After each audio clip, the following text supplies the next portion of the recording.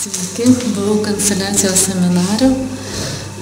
Galiu pasakyti iš savo patyrimo. Kazimieras man tikrai labai padėjo.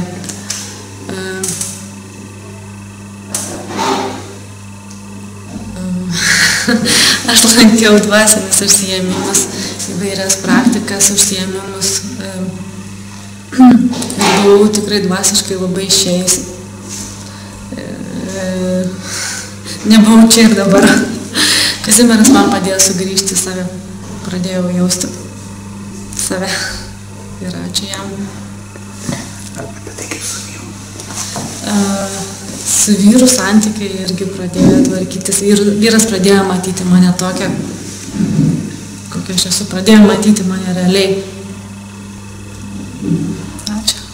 O dar tas, kad anksčiau lankiau įvairius, vadinasi, visokius ir vyras buvo nepatenkintas. Ne, bet tavo pasakyti.